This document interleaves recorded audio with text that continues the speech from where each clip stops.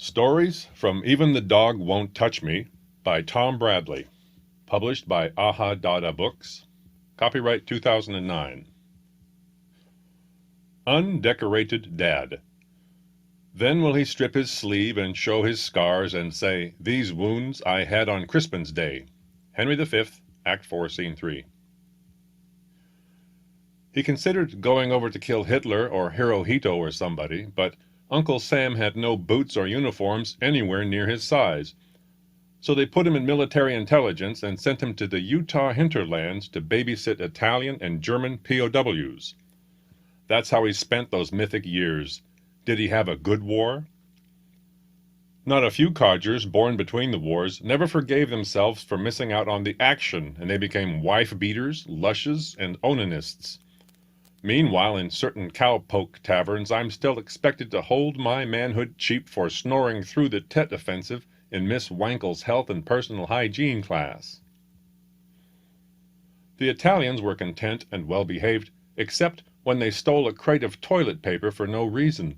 But the pale Germans felt honor-bound to escape and exfiltrate their way through Bryce Canyon to rejoin their panzer divisions and fight another day or die of melanoma trying. One lazy afternoon, during a sandstorm, Dad was chasing just such a loose kraut. Fritz beamed my parent with a fence post, which left a 10-inch scar for us happy few, us band of pituitary goons with eyes set sufficiently high off the floor to admire in later decades. He spun this yarn throughout our association under the title, "The Harrowing Saga of How Big Brad Earned His Purple Heart." Mom yelled, "Our friends who came back maimed don't appreciate your joke." But he was 7 feet tall, after all, and retained full use of all 5 glorious limbs. While none of his gimpy peers ever dared tell him to shut up, their wives couldn't hear his tall tale enough times. Till the day he died, in bed, not without company, my old man never stopped dining off his peculiar version of the defining event of the greatest generation. The Stylist. We don't do what we want, and yet we are responsible for what we are. Sartre. Sam Edwine got drunk one day last month and placed an incautious phone call to a communications corporation in Los Angeles. Though he could not remember how, his loosened tongue had hustled an appointment to drop by and pitch a novel. Only problem was he hadn't exactly written the novel yet, or maybe it was a screenplay. He felt that getting on a plane and keeping his appointment would be the responsible thing to do because these were very busy, if youngish, capitalists, and they had consented to give him some of their valuable time. Now he was going to have to fake it for real. 35,000 feet in the air, Sam decided that he felt cocksure about cooling this meeting. He had many years' experience sitting bald-facedly before examination committees and graduate seminars, pontificating on texts he'd never laid eyes on, whose vicinity he had never knowingly been in, whose contents the old professors had methodically, over decades, fused onto the walls of their arteries like cholesterol plaque. Known all over campus as the Botticelli of bullshit, he used to brag about never setting foot in the varsity bookstore. "A whore is good on her back," Sam was fond of saying, "and a used car salesman is good on his feet. I, on the other hand, am good on my ass." After fooling whole faculties into spreading the word that he had the best darn critical mind in the department, Sam assumed it would be easy to cow these mere Californicators, these subliterate money worshippers with MBAs in qualitative marketing techniques. He gave little thought to what would happen when he finally arrived at the big powwow. This was evidenced by his lack of preparations in the wardrobe department. The only creased slacks he owned were a pair of white and brown polyesters. They'd been handed down to him from his God-scoffing father, Professor Edwine Sr., himself a genuine 7 feet tall. Merely 6'9", Sam had over the years heel-trodden shiny black crescents into the backs of the cuffs. The otherwise indestructible, rot-proof material tended to ladder like women's nylons whenever he shuffled over a broken bottle or a newly minted manhole cover. The degeneration could sometimes be arrested with the traditional daubs of nail polish. Clear lacquer was often unlocatable in the hideous town where Sam lived, so he had been forced lately to make do with a very pale shell-pink gloss. but since the pants were of a slightly heftier weave than most ladies' underthings, a cauterizing match would retard the unraveling even better if one didn't mind the Kuwait flambe reek that wafted up from one's calves for a couple of weeks afterwards. And if these Sansa-Belt's houndstooths were dapper enough for the old prof to have worn throughout the climactic years of the Nixon administration before bequeathing them to his then teenage son, they were dapper enough to be paraded in front of a communications corporation full of coiffed pucker yuppies. But when he finally took a seat in their cool cologne midst, Sam started to choke. For the first time in his lying life, the bullshit Botticelli was feeling the need for a few pieces of actual information. He felt a sudden attack of nervous perspiration paste his pants around his thighs, releasing hot dioxins that promised to seep permanently into the rich grain of the genuine ebony wainscoting. His discomfiture also stemmed from a presence, a downright entity in the boardroom. The only one to whom he'd not been introduced, this person's sole function in life seemed to be to stare at him, long and hard, lovingly X-raying through not only the threadbare weave of his trousers, but through the many layers of meat and gristle they barely concealed, and it was impossible to tell whether this eyeball with salivary glands was male or female. Sam wasn't sure whether to become aroused or to retract his gonads like a sumo wrestler before a bout. Sam was, deep down, a regular Utahn, and scared of big city-bred practitioners of alternative lifestyles and people like that. Dressed far better than he, acknowledged virtuosi of social banter, they could effortlessly bring him out, put him on, and expose him for the oaf he was right in front of everybody, and they wouldn't hesitate to do so for the sheer spite of it because he was a wholesome family man, something they resented with all their barren hearts and souls. That's why he shrank from folks like these, and not necessarily for fear of any potential compromise to his lower digestive virtue, as might be expected. Suddenly this person, to whom Sam was giving such a turn, brought all the important procedures to a halt by flinging herself into an overstuffed green leather armchair and gasping, "Oh, I still don't believe it. Never in my entire professional life. But I must get a second opinion, and a third." A pair of duplicate beings was somehow conjured up. They rescued Sam from further display of his ignorance by hustling him out into the warmish early evening air and into the back seat of an immaculate vintage Thunderbird, and down some anxious boulevard whose glamorous name he was unable to master at the moment. In the car, one of the summoned consultants took Sam by the forearm and whispered damply, delicately into his ear, "Do you know whose hands you've been placed in, love? Your stylist is the reigning virtuoso of the industry." "Which industry might that be?" asked Sam, his butt cheeks involuntarily tightening over the springs of the seat. "Which industry? You tell me, Bertha." Sam was unable to think of a reply. He allowed himself to be led into a moody post-fern bar whose genderless patrons seemed intent not on boozing, but on appraising each other's costumes and prospective fornication partners in the dimmish light. The three other members of Sam's party kept acting as though he should recognize several faces among the softly glittering tables, but he failed. "Sorry," he said, chagrined. After all, they'd taken care of the vast cover charge, and it looked as though he wasn't going to have to pay for any highballs either. "I've been exiled a whole bunch of years, and before that I never had much access to a TV, at least not after I moved out of my mom's and dad's. Of course, back in those days there was a whole different bunch of famous types you had to be aware of, and—" He went on for a while. They seemed to want him to. The stylist and associates just sat, gazed, listened, and glanced across the table at each other, registering intense reactions to something he said or some half-unconscious gesture he made with the stem of his brandy Alexander glass. Then they very gently hushed him up by reaching out and placing 6 thin hands on his forearms. They sat back and considered the whole of him afresh, and began to giggle, even weep in rapture. "Can it be? No commission this time? Not even just a teensy-weensy one, dear?"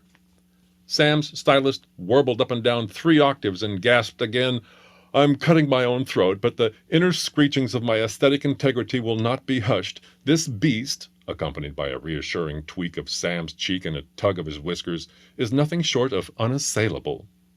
At that last word the stylist shifted on jazzercised buttocks and made a gesture that wouldn't have dislodged a horsefly further inland, but was somehow broad and emphatic under these conditions.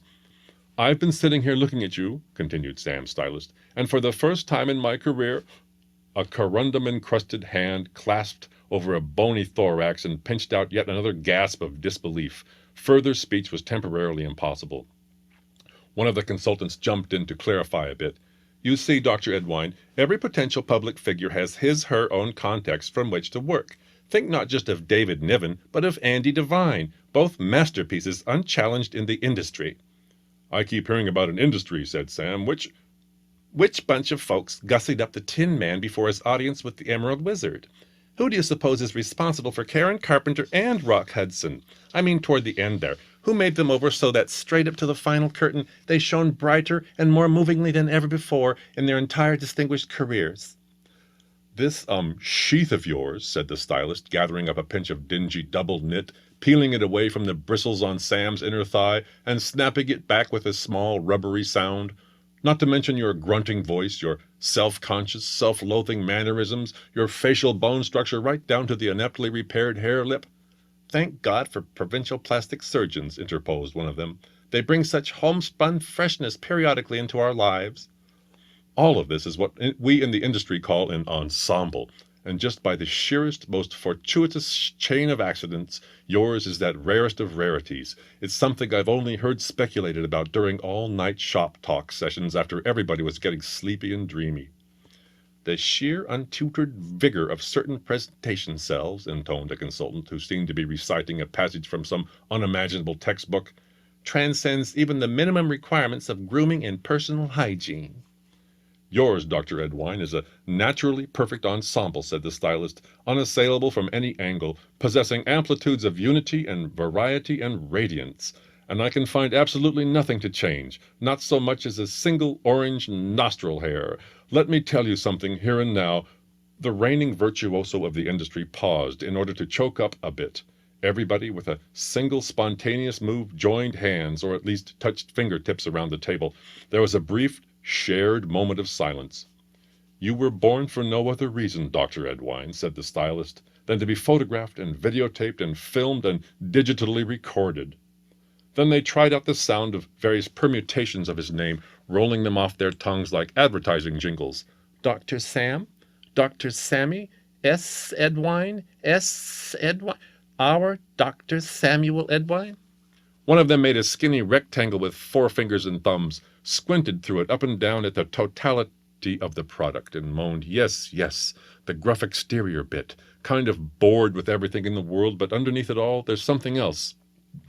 With sculpted or molu enameled fingernails, the consultant groped for the right word in the smoky air, looking to her colleagues, who strained also.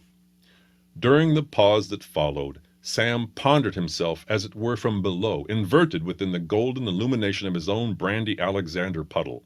He was not sure whether to try, or try not, to become too aware or unaware of the muscular sensations that brought about the slight asymmetry of his upper lip when he smiled. He had no idea whether he should or should not remake himself, as the existentialists prompt us to do, or rather allow these experts to do the job for him. Niceness? Suggested one of the lesser weird sisters. Charity? The other gasped, clearly stunned at her own word choice. Oh, come on, charity? With a 6-figure advance?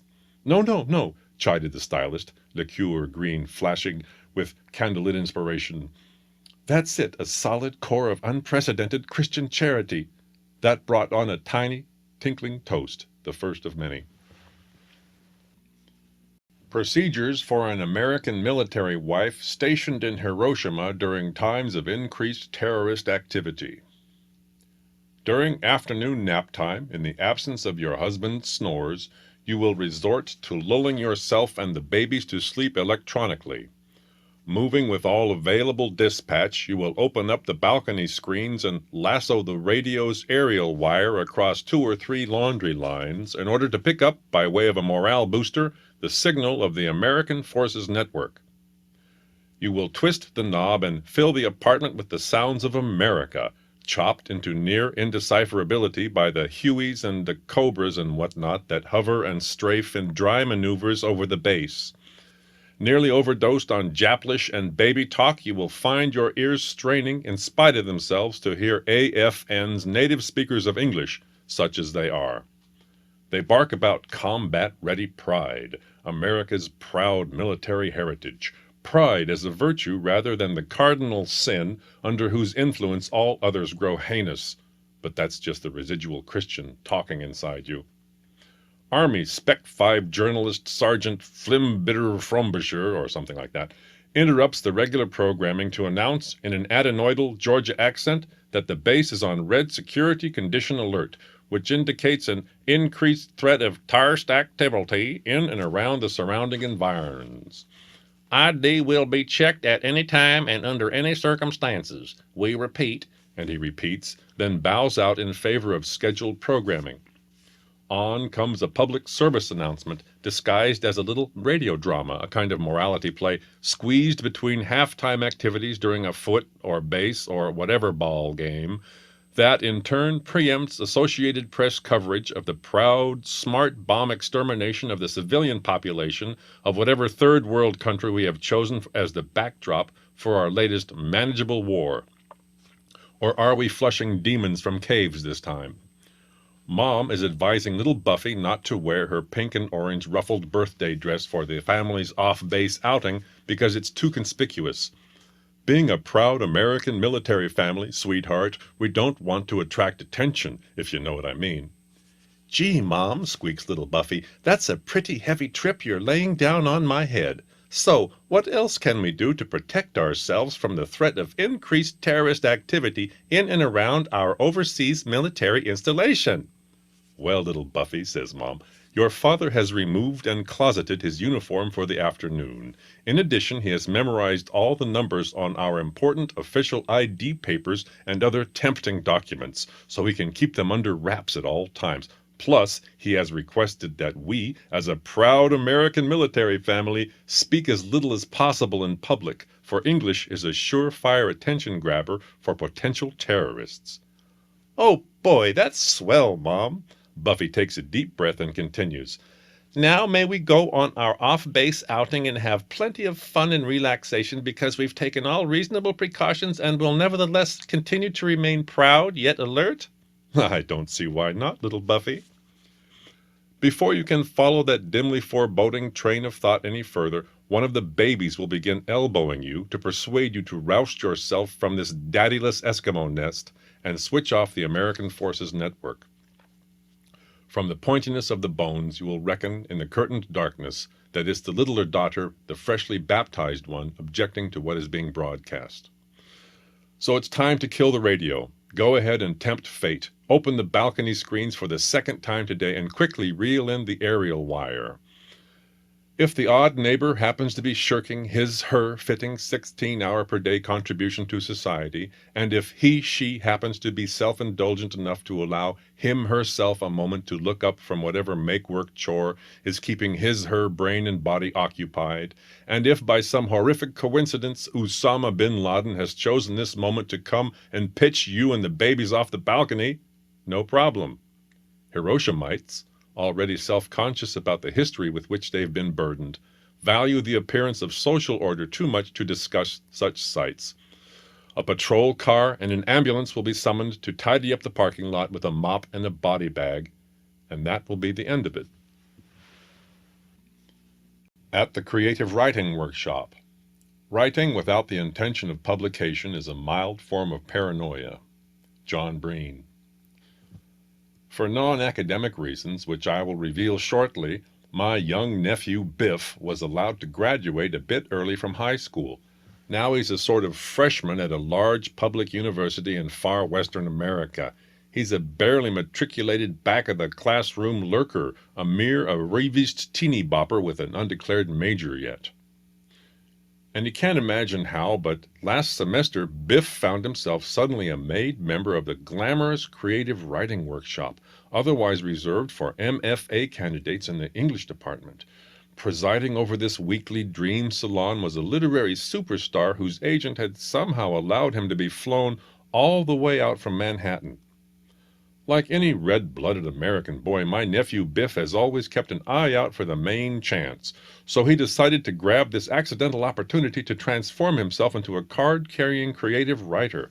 His classmates, if I'm not presumptuous in using the term, are the future creative writing industrialists of America, and they're working on fictional dissertations and metafictional theses sans footnotes. These people are right on the verge of finding literary agents, for Christ's sake, and I can only assume that my nephew was cast among them like an earthworm among rainbow trout through some clerical error in the registrar's office. Biff is used to being out of his educational element. He's lower middle class, but had to go to a rich kid's parochial college preparatory institution because his mother teaches there and the exorbitant tuition fee was part of her salary. This led to conflicts of the socio-economic sort, and Biff is just emerging from a 4-year hell, bearing the soul scars to prove it. He feels the necessity to get revenge on his former tormentors through immediate worldwide fame. He reckoned this glitzy creative writing workshop would be just the ticket. In fact, his whole shaky sense of self-esteem was riding on it. So he was understandably nervous the first 4 or 5 sessions he attended. I happened to be in America at the time, and he begged me to come along to lend moral support, just in case any sophisticates started being mean to him. Biff anticipated a replay on the collegiate level of his secondary school agonies.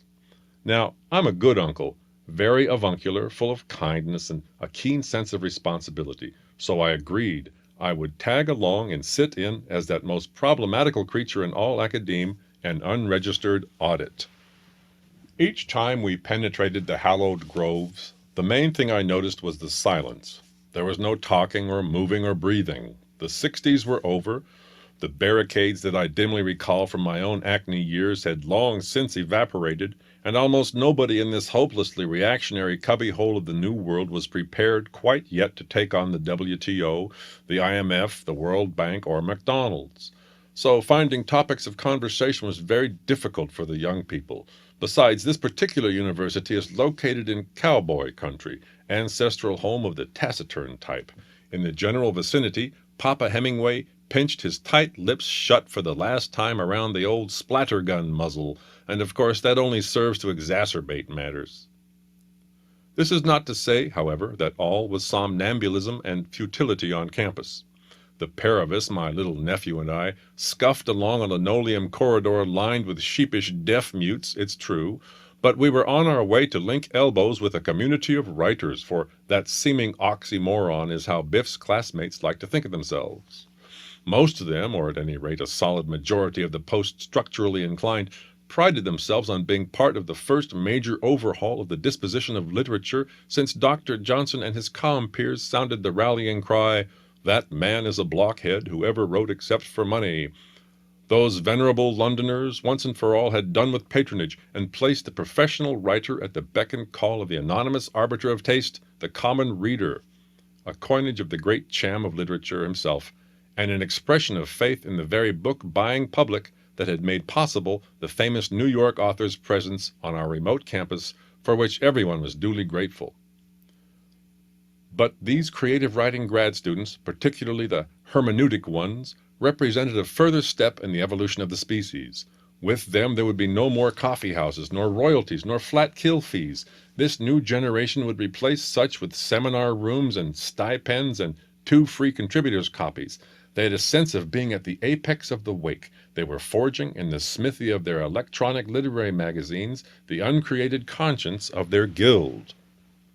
These unacknowledged legislators no longer needed to fret about that lack of acknowledgment, because they were on fellowships now, and if everything went well, would soon be on salaries outright, tenured to boot, and this lifetime support would remain forever unconnected with the reception of their works, if any. Furthermore, as this was a public institution, Biff's classmates were one rung higher on the evolutionary ladder than their coevals at the private university across town.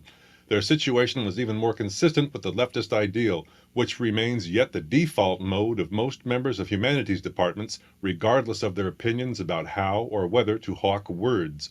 These matriculators were pursuing their terminal degrees with state funds.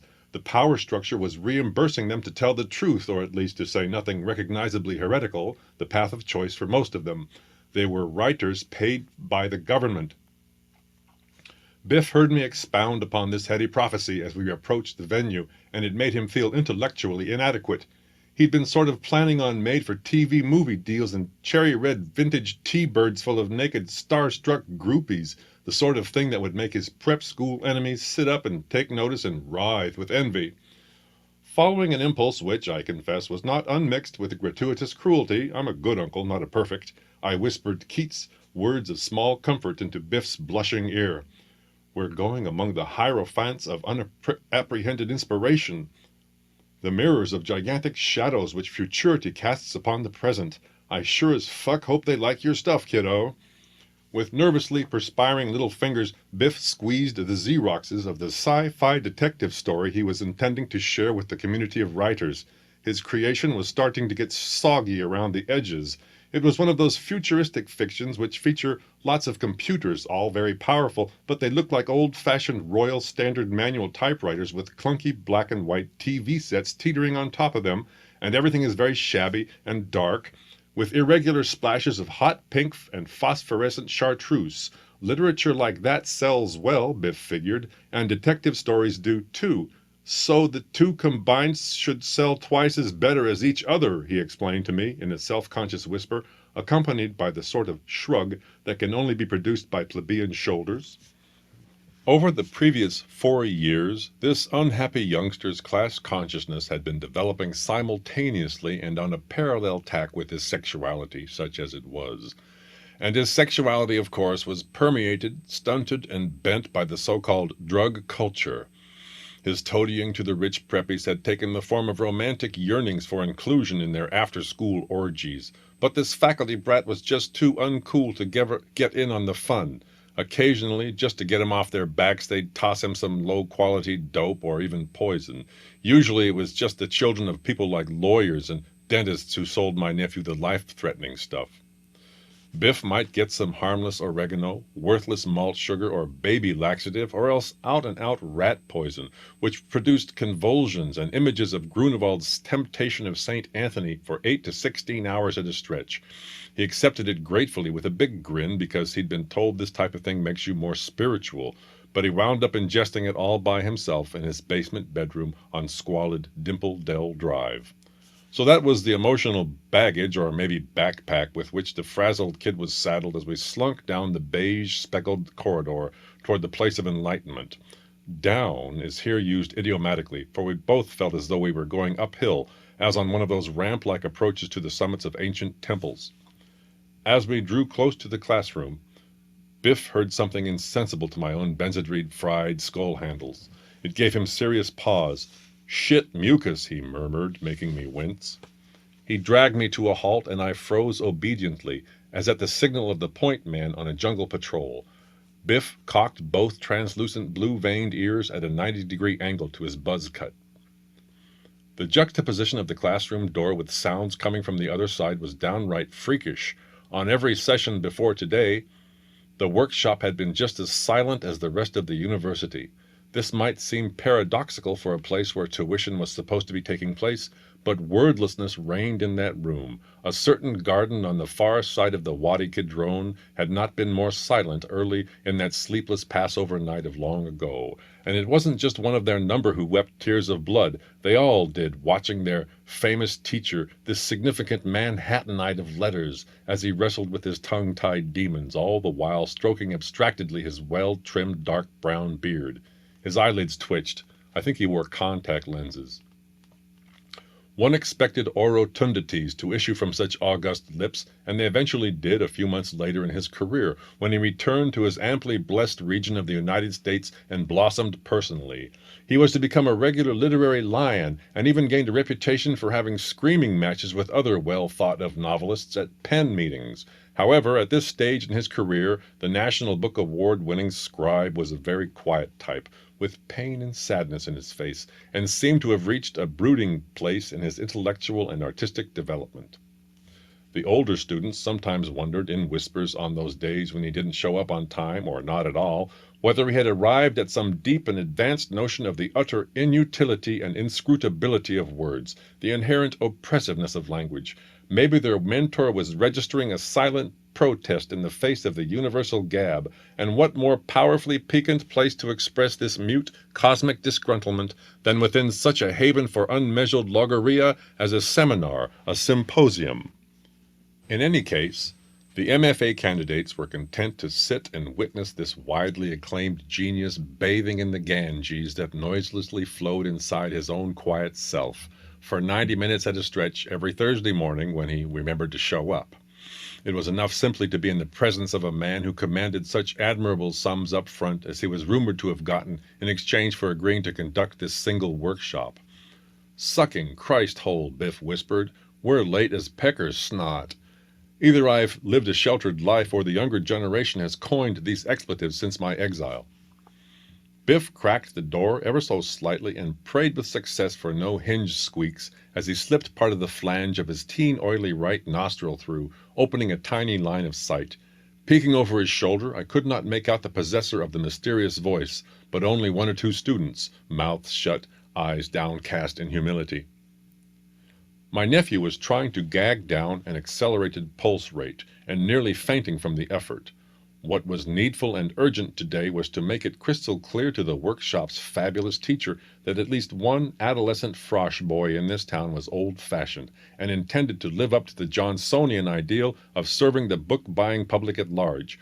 Biff wanted to be a royalty subsister, hence his choice of genres. He wasn't, like so many of the other students, a hoard-out hireling of the government propaganda machine, a bought and paid-for big liar a la Minister Paul Joseph Goebbels. He was no fellowshipped academic. Royalties and advances against same and proceeds for the sale of spin-off rights and movie and mini-series deals especially, these were Biff's fondest goals, not a federally insured pittance and a tenured trammel on his pen. He would never be ashamed to bathe in swimming pools full of filthy lucre just as the visiting headliner was doing. Biff was assuming that the latter, though willing, if not obliged by necessity, to milk provincial universities like cash cows, felt no surplus affection for the parasites he found fastened to their udders, and Biff was secretly hoping to impress him with his weaned self and to get a recommendation to his literary agent. My little nephew needed the unqualified blandishments of the New York literary set in the worst way. During his very brief tenure on the planet, he had already ruined his eyes and wrung out his young personality with various cut-rate chemical compounds. He had sapped himself of what little physical vitality he'd possessed in the first place, so that he just started looking even more lower middle class than before, more repugnant to the wealthy youngsters, the standard vicious cycle. "Guzzle some dog smegma," moaned Biff in anguish. "The funky clit twirlers have started workshopping without me. Just listen to the mouth on this little pill. Is that the idiolect of someone with a trust fund? He was just too obviously a hereditary member of the rabble, his Idaho peasant ancestry too much in evidence, the vestiges of unself-consciousness too evident in his behavior. Once in a while, during his imprisonment in the mahogany halls of the college preparatory institution, he would forget himself and laugh with his mouth open, as he used to do before he got his pubes and his class consciousness, and that was enough to convince the supercilious preppies that he was not deep down jaded like them, so they treated him with open contempt and occasionally used him as a source of mild amusement. One of their favorite pastimes was to get him wrung out during his mom's lectures. Right before her eyes he would almost OD on spurious mescaline or even genuine angel dust on one late occasion when she almost allowed herself to notice something. "Biffy, sit up straight," she cried. "Wake up." And everybody laughed openly, the bankers' children, the politicians' children, the surgeons and corporate executives' sociopathic children. And Biff, well, he was only a teenager after all. He checked his fly to see if it was open. He ran his fingers along his neck to see if any zits were bleeding. He thought the others were laughing at these traditional teen things instead of at his bright red eyes, his strychnine stupor alternating with shudders, his cold acid sweat, his unconscious moans and teeterings in his chair. Biff didn't know any better. He wasn't much more than a child at the time. He worried about acne even while he was afraid to close his eyes because gravity was twisting somersaults in his mom's classroom and he was in the stratosphere at the lip of a sucking flat black vacuum, and his mom was asking him who wrote Kubla Khan, and on what occasion was the poem written. Biffy, Biffy, wake up, Biffy, unslacken your jaw, stop drooling, and his muscles and sphincters had meanwhile turned to crackly gray newsprint, and the psychiatrist's children could tell that teacher was about due for another checkup at Our Lady of Sorrow's locked ward from the frantic way her voice broke when she cried, Biffy, Biffy. And now, only a few months later, right here in this university seminar room, sat an authentic member of the Northeast Coast liberal intellectual establishment, who on a whim could reach down and lift the wretch up and out of all that humiliation and misery and place him high above the rich fuckers' snickering heads. I can understand why Biff was being so cautious about choreographing our grand entrance into the workshop. I was unable to see the great author within the angle Biff had allowed us through his tiny separation of door from jamb. But my nephew must have suffered a strychnine flashback or something involving a full-body spasm. Is there such thing as a strychnine flashback? There must be, since the kid never managed to get his hands on proper acid. Or maybe he was just visited by an especially severe attack of eagerness to learn, for he suddenly jerked his head forward and made the other flange of his nose pop into the crack, opening a wider view into the enclosure, giving us both a look at the teacher in his special chair. The far-famed lips were moving. And I must confess, at that moment, for the first and last time in my long, petered-out academic career, I regretted my unpunctuality, because the voice which had greeted us through the frosted glass and maple veneer was none other than you-know-whose. Yes, this was the legendary day the legendary author separated those much photographed jaws and actually said something. We were bearing oral witness to his sole utterance amounting to more than a partial mouthful of syllables, perhaps only the second or third complete grammatical construction to exit those iconic lips since they'd ventured west of the East River, and it sounded rehearsed. Clearly, this statement must signify a home truth dear to the heart and methods of a successful artist. The air was thick with the sounds of ballpoints and pencils, transcribing the pronouncement verbatim. He was propounding his personal greed and artistic manifesto, and Biff and I had missed the first part. We'd arrived too late to burn the entirety of this revealed gospel onto the walls of our very ventricles. The collegians were breathing hard. Diverse buttocks scooted way forward on seminar chairs. Their idol, their solid gold calf, was finally starting to open up. Their vocations were on the verge of being endorsed forever. And so, if people are paying for nonfiction these days, you make up a nonfiction and falsify volumes of spurious documentation to back yourself up, and Biff chose that moment to come barging in, and the English department never treated my nephew the same after that day. It was a public university and bound by regulation. Otherwise, as punishment for interrupting their celebrity guest, they would have found a way to make sure if this young hoodlum ever did get around to declaring a major, it wouldn't be English, because he caused the delivery of the oracle to stop in mid-phrase, never to be taken up again. As we tentatively ushered each other across the vestibule, the famous novelist clammed up in mid-sentence and refocused his eyes on their wonted cynosure, his navel. Everyone else stared at us with the diluted sort of indignation available to academics, making it ever so slightly difficult for me to concentrate on our choice of seats, which, as any experienced workshopper will tell you, is all important. But there was one person in the room who heard no mouths pinching shut any tighter than usual, who saw no mismatched pair of interlopers wandering among the creative writers, because this person was busy grasping the opportunity of the resumed silence to assert her ample presentation self. She was a local woman called Lurleen, and she made frequent unannounced visitations upon various high-level humanities seminars, today being her first appearance in the workshop. She could seriously talk, this Lurleen, on the phone as well as in the flesh, and had thereby achieved everyone else's dream. A literary agent had recently signed her on as a client. That lent her an air of real authority which opened big doors for her. Young Biff had heard of this Lurleen, who shared his values and ambitions, and he was very eager to have her look at his futuristic detective story. He was sure she'd be bowled over by it and would use her preternatural gift of gab to help him get the main man's attention. You see, not every reveler at this party wanted to overthrow the Johnsonian ideal. Biff wasn't the only one motivated by greed. There are very special incentives for the Lurleens of this world to remain faithful to the old post-Augustans and their credo about blockheads writing for no money. In this epoch of American literary history, for serious writers willing to engage the great Cham's common reader, there are opportunities to garner good emolument, such as $2 million as an advance against royalties on copies sold. Such splendid figures often constitute the cornerstone of the publisher's entire ad campaign, which might even, in circumstances of extreme good fortune, include national television spots.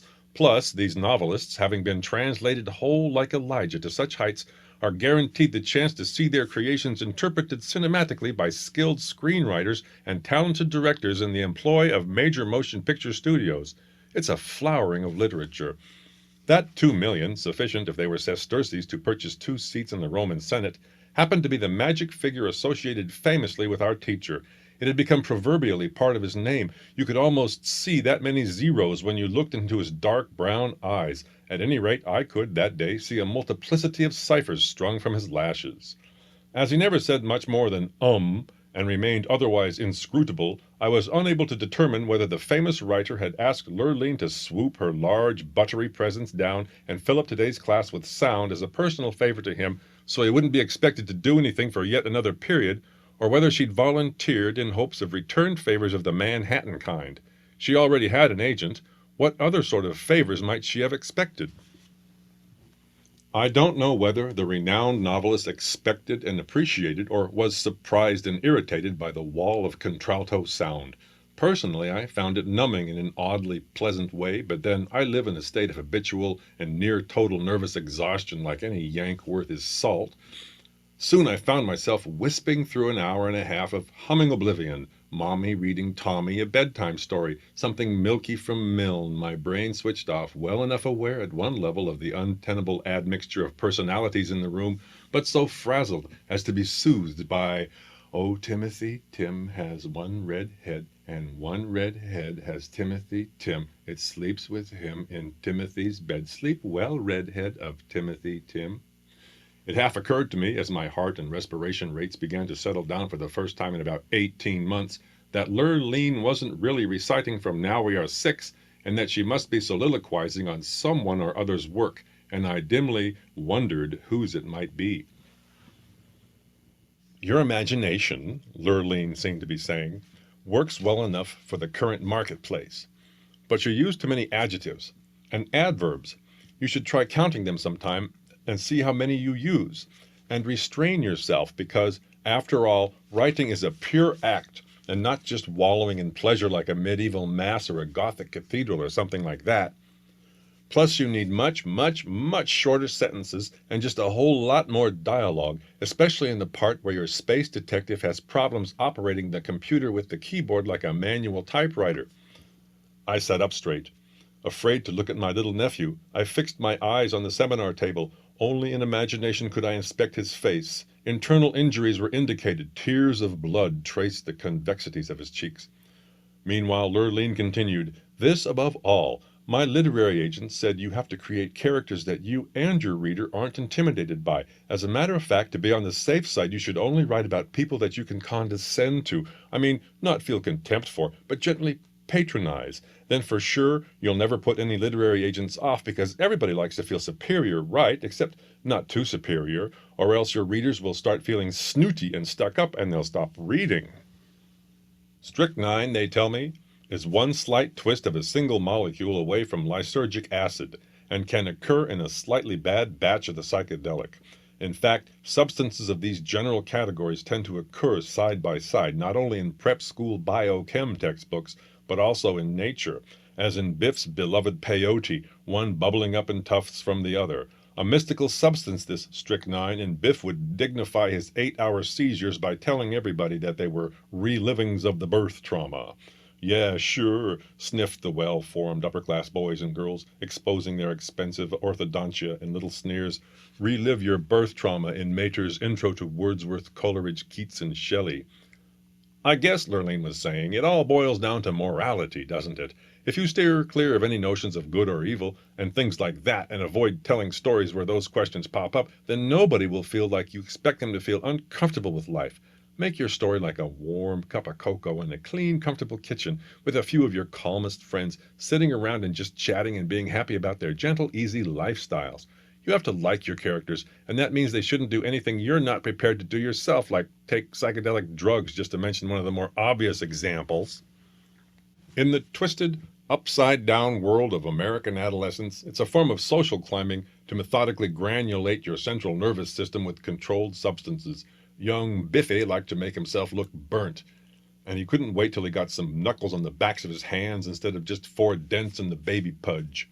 Maybe it was a psychic projection on my part, but I was sure I could see on the back of the young left hand grasping the arm of the seminar chair next to mine, white knuckles underneath hair follicles that bristled like Prince Arjuna's.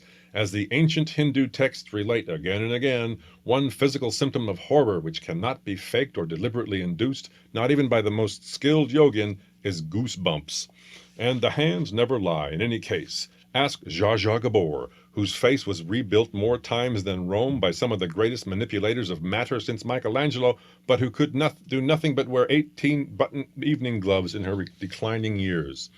My nephew, by contrast, had been taught that a post-James Dean teen should be sedulous about hastening his own declining years, anti-Zsa Zsa-wise, and it had occurred to him that a daily target practice with a nice new side arm might make his hands look more mature, if not patrician. He began searching the web for items that packed a bone-wrenching kick and storing gun catalogs in his locker at school, and that's when his mom's boss, the principal of the college preparatory institution, decided that Biff had been prepared enough and that such a bright boy should be allowed to graduate early and go to the university way across town. As I feared to look above his wrist joint, I took a good look at what lay below, and it seemed as though he'd been putting in extra hours at the police firing range, free of charge, under the kindly eyes of our local men in blue, here in this extreme Occidental state where it's legal for someone only a few months older than this semi-gestated emotional cripple to carry a concealed firearm. What would his parents say to me when I brought him home all reamed out inside, especially if he'd committed multiple homicide in the meantime? It's a kind of balance, my literary agent said, and she's the expert in the art of fiction. You ought to see the house she lives in, on the cool, crisp shores of Montauk Point. My literary agent knows a whole lot more about art than you or I can ever hope to know, and she said that most white males like you shouldn't bother trying to communicate with something other than their you-know-whats. A whole morning chapel service sweating rancid teen hormones in a preppy blazer, too pricey for his mom to have bought under normal circumstances, trying to suppress or at least fold in half those spontaneous stiffenings of the you-know-what with which teen boys are traditionally afflicted in such situations. Fair enough, we've all suffered so, but to compound that with writhing like a dweeb or a phoebe or a scrote, if those are even remotely current terms, under the influence of the same poison that people in Agatha Christie books kill each other with.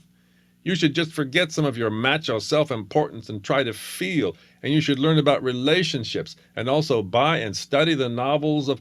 Lurleen recited a lot of names which I didn't hear, and really try to pay attention to what these women are filling your American sisters' hearts with, year by year, day by day, and... Where's it written that only high schools get shot up? I was sure I could feel the heat of humiliated pimples blushing across the space that separated us. I still couldn't look at his face, but kept inspecting the ample billows of his baggy teen-style clothes, looking for the outlines of a Glock or an Uzi or whatever's currently de rigueur amongst the younger set. One of my butt cheeks started involuntarily scooting and squinching in the opposite direction, dragging its puzzled mate along the particle board surface of my seminar chair. I heard his chair squeaking and assumed he was having another of the ersatz acid flashbacks, a rat poison seizure right here on the premises of the land-grant institution of higher learning. My buttocks were both cooperating now in their flight impulse. I tried to anchor myself to the seminar table. I could see my fingernails leaving 10 trails of curly shavings as they scraped along the surface, and it was Formica veneer, to the best of my recollection. But gradually I noticed that the squeaks were more regular in rhythm and somewhat less emphatic than most central nervous system death throes, so I forced my eyes to budge a bit and saw that his pudgy right hand was not quaking, but writing. The grotesque little shit was taking notes. He was sucking it all in like rat poison with an eager smile on his kisser. He was revising his story on the spot and being so enthusiastic about it that the joints of his chair ground together with sympathetic vibrations every time he dotted an I or brought a sentence to full stop. And mine weren't the only eyes lifted to witness this phenomenon. For the first time our famous visiting author unglued his gaze from his own belly button, and he smiled at my nephew, who shot smiles at Lurleen, who reciprocated, and so on, in a triangular trade of unctuous literary leers conducted way over the rest of our heads. The multitudes of ciphers began to dangle from two other sets of eyelashes. And then, to my further astonishment, the novelist's first glance was accompanied by his second spoken phrase, "Pass me that, Jasper," he said into my ear, quietly enough not to interrupt Lurleen's homily. Biff started handing him revised pages, via me, his old uncle. This had turned into a workshop for real. My agent always says that contemporary fiction has to be written in real time. What does that mean, this crazy book biz term? Well, I'll tell you. Real time means that it takes the same number of minutes to read the story as it would to perform the actions depicted in the story. And that means it's best to just show everyday experiences with everyday people chatting about whatever plops into their minds, and let your modest sincerity, not your invention, hold the reader's interest. Plot only makes people think you're showing off, right? And we resent a show-off. Being manipulated and led around by the nose into places you wouldn't otherwise go. Don't you just hate it? Well, literary agents do too.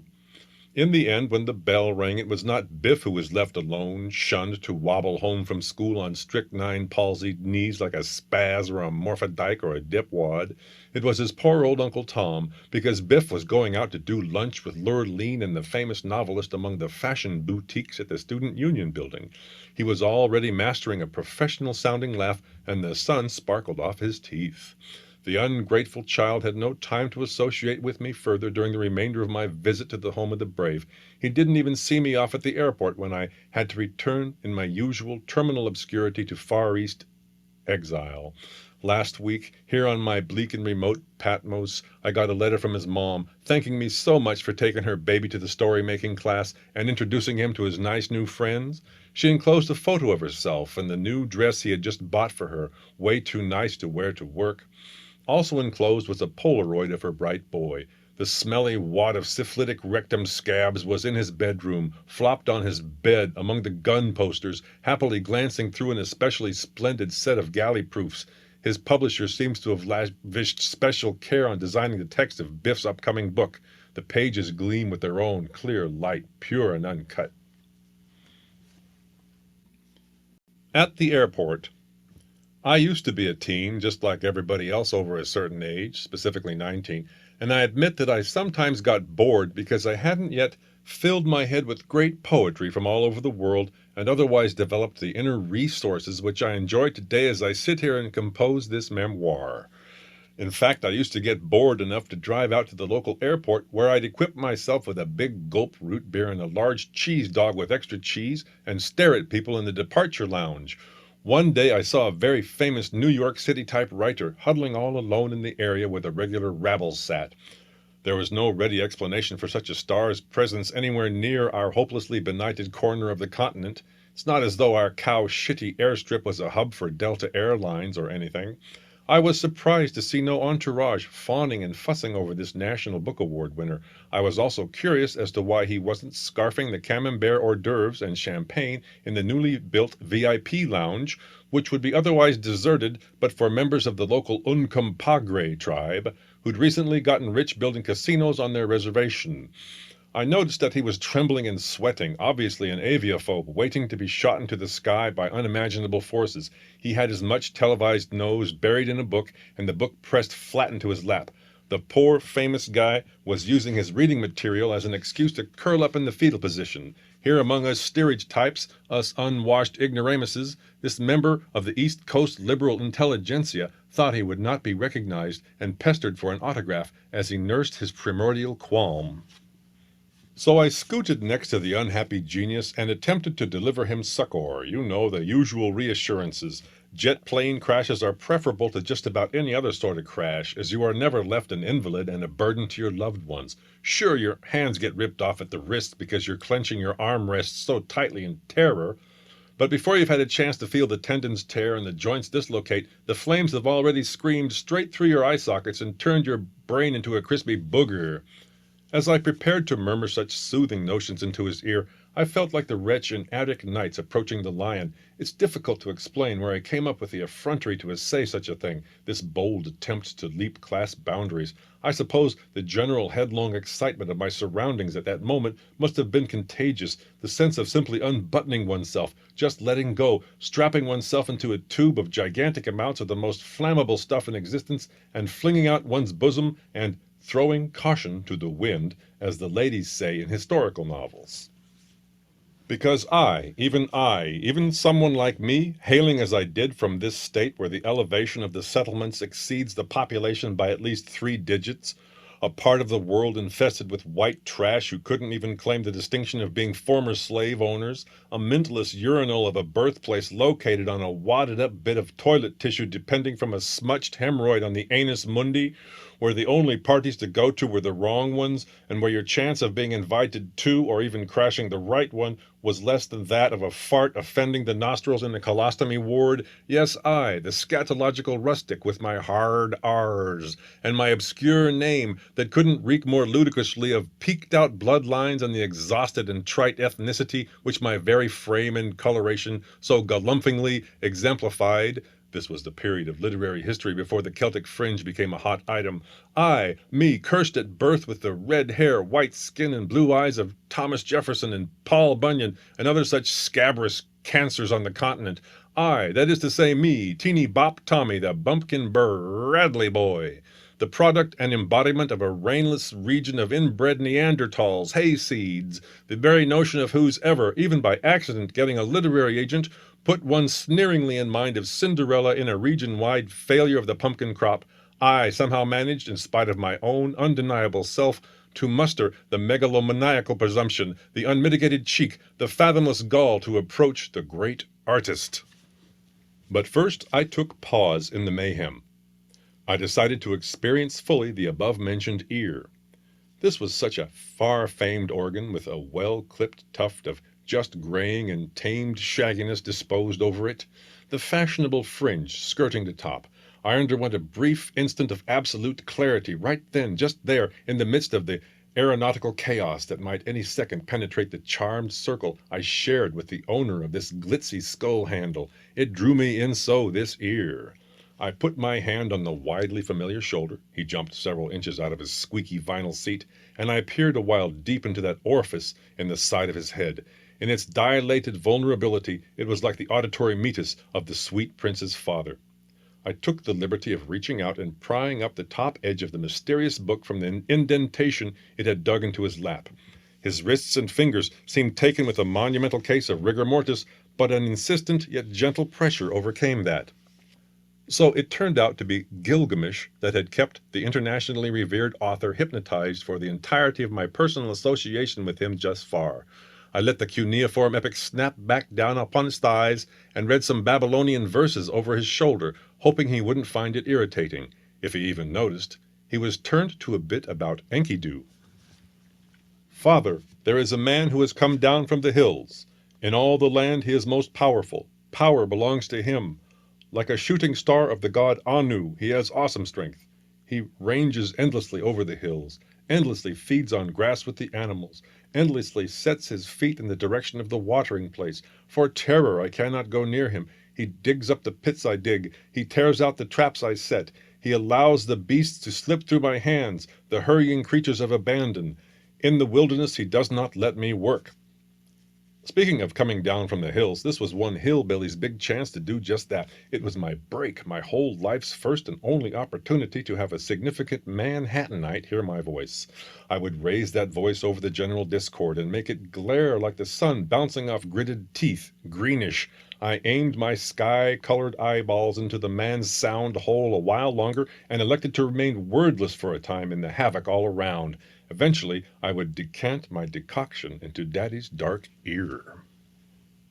In the meantime, perhaps a tad impulsively, I ripped the book from his rigid grasp and tossed it into the neighboring sand ashtray to smolder with the butts of cheap cigarettes. Our author's gaze remained unbudgeably downcast, cataleptic, fixed on the vacancy between his legs. I said to the stiff, "I have no doubt that you're about to be raised up on high to meet your Maker, but better spirits than you have fallen from the skies. You are presumably a literary man. Don't you recall the words of Milton? Allow a humble peasant to refresh your memory. Mammon, the least directed spirit that fell from heaven, for even in heaven his looks and thoughts were always downward bent, admiring more the riches of heaven's pavement, trodden gold, than aught divine or holy else enjoyed in vision beatific." So what are you looking at now? That's linoleum, not trodden gold. Lift up your eyes for once like a man, and look me in the eye. Paradise Lost was not the succor I had planned to deliver, but such he got. In return for my act of human consideration, I received no recommendation to his literary agent, not even a phone number, but I feel certain this is only because the man was in such emotional turmoil at that juncture in his personal life. Alternatively, his agent's phone number might not have been forthcoming for a much simpler reason. The flow of communication from that mythical pair of lips was somehow constipated. I can only hope that the intervening years have distorted the image in my memory of the final resting place of a certain large cheese dog, along with what remained of its gluey extra cheese. The big gulp root beer cup, drained of its contents, sugary brown residue employed like glue, was affixed mouth down to the famous novelist's forehead like a horn or a pink and white suction device or some other sort of exotic apparatus. Somebody primped and preened this crash dummy. Sam Edwine says hi to a bum in Foo-Chow. Marco Polo went there too. Quit your farting, Chairman Mao, the Little Red Book. The commies had kicked his family out, and now they were after Sam, so he decided to take a walk to search for a means of personal salvation. As he lumbered down derelict Hell Road, he came upon a likely prospect. Glistening black with filth and naked but for a few rags that ended at the thighs and armpits, the guy looked a bit like a Far Eastern version of Sam in his bachelor days before his wife got hold of him and cleaned him up. Best of all, this bum was wadded in an old and ill-maintained handicap trike. It might not be a bad idea to hunker down in front of this saint, to put elbows on the false crippled knees and do a little fast-talking. The standard slow-motion eyes rolled up and focused on Sam only after he was settled comfortably in. Sam began, "Perhaps you could lend me some of your wisdom, for I'm in a quandary. It may sound like a Jesus complex to you, and maybe it's even a mild one compared to your own as you sit here weeping blood. But here there are several groups of people in this town vying with each other to see who can nail me first. Now I'm asking you, possibly the observer, victim, and perpetrator of more than one crucifixion, shall I give these godless pricks the satisfaction of capturing me and deporting me after a little marketably sordid stuff in jail, or shall I go fishing instead? Letting them bust me would offer the fair likelihood, or at least the fighting chance, that I could go public with the charges against me if I survived. That would give me a crack at notoriety and financial independence. I'd have to recruit a ghostwriter. Like they say, 2 weeks in China, write a book. 2 months in China, write an article. 2 years in China, write nothing. But you know, I'd certainly be svelte enough for the talk show circuit after a few months in the people's prison. I've got a fair start on it now, don't you think?" Sam smoothed his hands down his sides and leered sidelong at his mute interlocutor, who moaned once absently. "Now, the disadvantages will count up on your little bare black toes, like marketing piggies. 1, they'd fly me back on a China Airlines death trap, and I'd have to take a chance on ptomaine from the Salisbury steak. 2, my adopted daughter, bless her dewy soul, would have to settle for being parented by an international criminal, a CIA betraying, counter-spying daddy who was thrown out of her homeland on the equivalent of a Mann Act rap. She could never return 30 years hence to witness the glorious results of the 4 modernizations and learn about her rich cultural heritage and shit like that." The bum suddenly laughed. Had he understood, or had he made up some random funny of his own? "On the other hand," continued Sam, "I could sneak off and go fishing in the straits with your fraternal compatriots from Taiwan, who hang around the phony show port. I know their lingo, for most of them are lucky escapees from this very town. They would allow themselves to be bribed with some nice herbal medicine or powdered pearl cream, and like the person who hates him herself in the morning, they would beg me to keep the ride to freedom and Big Macs a secret, so their mainland typhoon haven privileges wouldn't be revoked. No publicity to be had by that route. There are no snitches from either government among the tightly knit, profit-bonded crews, and it would be the first time in over 2 years that I'd be free of such ticks and fleas. And even if the Reds did find out, they would never publicize such an embarrassing method of escape. Look, the world would say, even their foreign experts are sneaking over to Taiwan, so my kid's childhood would be secure and obscure.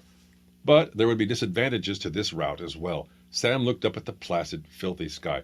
I'd have to stick around here with you, and I do mean stick. He peeled one dungareed knee off the sidewalk, until typhoon season got into full swing and the fishermen started showing up. And then I might die in the very storm that brought my saviors, or I might get seasick, which is worse than death as far as I know. What do you think? Also, they may be rich spies, but I've heard their boats are floating petri dishes for hepatitis A, B, C, plus tetanus, tuberculosis, dysentery, dyspepsia, and dysfunctions of whatever organs you care to list, not to mention backaches from midget-sized births. Besides, I'd have to get a job when I finally got home because no publisher would believe I was telling the truth, and things called novels don't sell. At the mention of the word job, anguish geysered from Sam's outsized hiatal hernia. He grabbed the bung by the crawly rags around his throat. By this point it had slipped his mind that he was kneeling in mucus and actually touching someone unwashed, and this was the self-same Sam Edwine who had given himself a rare dose of male anorexia from fear of the unclean utensils in socialist restaurants. He was either making gradual progress or deteriorating rapidly. In either case, he pushed forward and gazed into the raw face. What'll I do? I can't swim fast like the skinny comrades who wind up peopling the gay district in Hong Kong, and the commie-bred and planted hammerheads would be attracted from nautical miles around by the drainage from my itched-open mosquito bites. Anyway, how could I get down to Kowloon in the first place, clear across mountains and provincial borders with an APB hanging over my head? Sam eyed the bum's wheeled conveyance and added, I do have a ruse in mind, a Yankee-style scheme that might smuggle my bright bulk as far as the showport, where I could link up with the Kuomintang. He considered it a while. Escape seemed so bothersome. It would be so much easier to acquiesce like this rolled-over variety of lone Chinaman and wait to be swept away like dog shit. You must be one of those guys my age, said Sam, the lost generation who can't do anything because the great proletarian cultural revolution blew you out like light bulbs. You can't even sit up straight while you beg, but slouch flat on your back in your wheelchair, your pelvis poked forward, your head propped at a 90-degree angle, just like me most of the time, except I have a bed and a pillow and a book to make it look legitimate. Back home in Utah, whenever I saw a huddled mass of your counterparts outside the Sugar House White Slum Blood Plasma Donor Center, I always went among them and asked with sincere bewilderment, why don't you guys become grad students like me? Why peddle your precious bodily fluids? I know $5,000 per year doesn't sound like much, but it's about $4,987.50 more than you dribble from your elbow crotches now. Besides, if you schedule everything carefully, PUD profs in classes you take, peer evaluation in classes you teach, it works out to be about $40 an hour. And if you can keep little Thumbelina inside your pants during lectures, you can even get a PhD, or just mail out for one from the back pages of Hustler magazine as you collect your fellowship stipend and rack up the federally insured student loans. Then you can become a foreign expert in some hopeless third-world shithole whose barbaric deans of humanities don't know any better, like Borneo or Sumatra or the People's Republic of China. Of course, you, my grimy friend, can't do that because you're already here, unfortunately for you, and you have no place toward which to be downwardly mobile. But you can see some parallels forming, can't you? Sam nudged him in the protuberant, floating ribs. You must have some gumption under all that real estate, having avoided the police, who, like the soldiers of King Shuddhodana, pack your unpresentable kind off to closed cities or God knows where, crematoria perhaps, or glue factories, where nobody important like an American tourist will see you and know that you exist. No response was forthcoming, not even to this veiled compliment. Had it been expressed in too condescending a tone? Maybe the guy didn't know his own town's idiom. Sam resolved to get a rise out of him, some way or another. He snuggled and swished. You be Therese Defarge, and I'll be Miss Pross, m'kay? Just back off, you slut. I push my saggy bosoms out at you. Ooh! He dug his upper body into the bony, death-smelling lap. Nothing. "Pull yourself together, young man," cried Sam. "You've got to make a better showing than this. Do something and put your heart and soul into it. You've got to think big and have gumption. Don't be afraid to set out and go to new places on your own. You can tackle any adversary single-handedly if you'll only show me a little old-style Kipling liberal-esque gumption. Come on." "Look at me, for example." Sam's mouth was getting tired. That last came out, "for example." "Short of injuring my large person, there's nothing bad China can do to me. This country is impotent in terms of psychological retribution. You probably think that if I got deported I have to go home in shame to total ostracism and face loss like you're suffering right now. But face counts for less than nothing in an isolate place like America, in what your propagandist philosophers used to call a social Darwinist society. And ostracized from whom? Nobody with a capital N is the work unit Americans like me belong to. Even if I brought home the highest Chi-Com accolades and a Vita plumper than Mao's hemorrhoids, I'd wind up working a shit job at 7-Eleven, for I'm a mere Anglo-Saxon, therefore I've nothing to offer, of course. Lumpen intelligentsia all the way, and proud of it. We Americans are, in your Confucian context, sociopaths. And though our society and culture are finished, we are the only free people on earth, for we are perfectly, sublimely faceless. We're shameless. That, and not all the milk and beef we gorge on, is what makes us so huge and mean and hairy. So watch your skinny, inhibited ass, boy. China, all of this, the 40-year-old smog, the 4,000-year-old street, the incredible inch-thick jam under your toenails here, it's just been a cheap, irrelevant vacation for me, a way of forestalling adulthood another couple years, a financially neutral expenditure of dead time, busy work to prepare me for the true man's labor of placing pickles and cheese on a sesame seed bun and nickels in a cash register 8 hours a day. You and your most ancient of all civilizations and your one in every 4 faces on earth have been a way to kill time, nothing more. China, the world's biggest postgraduate school. The bum rolled his head to one side and spat a plump yellow lunger on Sam's hand. The glistening globule nestled and quivered warmly in the web between Sam's thumb and forefinger. It was more of a response that he'd gotten in years of classroom teaching. "Okay, fine, you have done something. I'm glad you felt comfortable enough to share with me. Let's talk about this now. It's a wise choice of activity in your case, a natural vocation, you might say. By now, of course, it's a commonplace among the educated classes that Mao Zedong," the bum twitched at the name as though at a bee sting, "was an oral personality leading an anal nation. But I say you're all nasal types, nasal expulsives, so please lie there and follow your natural bent. Snort a little something back and expel it. But," said Sam, rising to his feet, "be the very best spitter you can be. Make yours the biggest spit on the block. Here, watch this." He inserted 2 of his more expendable left-hand fingers deep into his throat and twiddled his soot-sore uvula, waiting for the standard results. He was only sorry there was no party representative within reach, but then in mid-gag he thought better of it. "Enough of that," he murmured, and withdrew his hand. Then, feeling lighter, he stripped down to his novelty T-shirt, which read, "I am a spiritual self-polluter." Finally, the embryonic sense of paternal responsibility long impending inside this man, who'd been expelled from his last American university for displaying little evidence of nurturing instinct, came to full term and was born squealing and bleeding. It was time to get back home and link up with his wife and daughter. But before his total immersion baptism in meconium, he wanted to have one last fling in the Shippu Harbor Reception Center. He would lounge around the diesel-resident beach until the typhoon came, and he'd find a likely-looking trawler full of counter-revolutionaries to ease him across the Straits of Formosa. "Your axles look a little orange, comrade, but my big hands on the crank will wrench them loose. I think I'll blow my last few kwai on a dumped Hitachi television set and strap it to your luggage rack, a gift for the belated family reunion in Salt Lake City. My kid will probably have forgotten the identity of her dad in the meanwhile, but I can play with her non-stop a few days and fix things up between us before I hit the old help wanted ads. So it's settled. Goodbye, sick asshole of the East. You'll forever regret inviting this man in and even more letting him slip out." Sam laid hands on the derelict's legs to move them gently off the trike, simultaneously elaborating a string of drool and mumbles to flap over his shoulder in the breeze for added authenticity as he rolled along. By way of disguise, he wadded up the bum's linty lap blanket under the back of his shirt to resemble a hunch. "Come on, dead butt, this is a legit act of requisitioning. Get your arm out of your pants and help." He felt something sharp move up against the palm of his hand, squeaking like styrofoam as it pierced his flesh. For an instant, just before he swatted the blade and derelict away, Sam Edwine almost became mindful of the agony of this place.